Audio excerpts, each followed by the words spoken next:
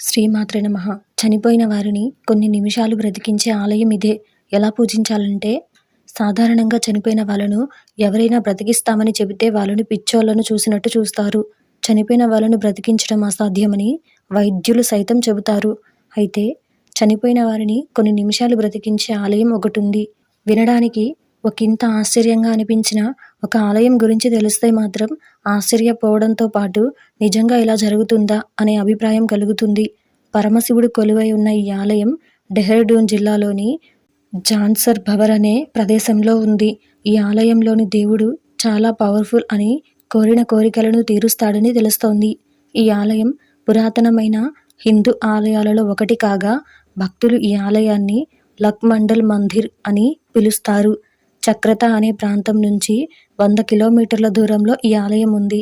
అజ్ఞాతవాసం సమయంలో పాండవులు కొంతకాలం పాటు ఈ ప్రాంతంలో ఉన్నారని తెలుస్తోంది. ఈ ఆలయంలోని లింగం గ్రానైట్తో చేసిన లింగం కావడం గమనార్హం. ఈ ఆలయంలో దానవ, మానవ అనే ప్రతిమలు ఉండగా ఈ ప్రతిమల వల్లే చనిపోయిన మనుషులు కొన్ని నిమిషాల పాటు తిరిగి బ్రతుకుతారని తెలుస్తోంది. భీముడు, అర్జునుడి ప్రతిమలు ఈ ఆలయంలో ఈ పేర్లతో ఉన్నాయని పండితులు చెప్తున్నారు. పరమశివుని పవిత్రమైన అభిషేక జలాన్ని ఎవరు తాగుతారో వాళ్ళు కొన్ని నిమిషాల పాటు తిరిగి బ్రతుకుతారట. ఈ ఆలయంలోని శివుని శక్తి వల్లే చనిపోయిన వాళ్ళు కొన్ని నిమిషాల పాటు జీవిస్తారని మరికొందరు భావిస్తారు.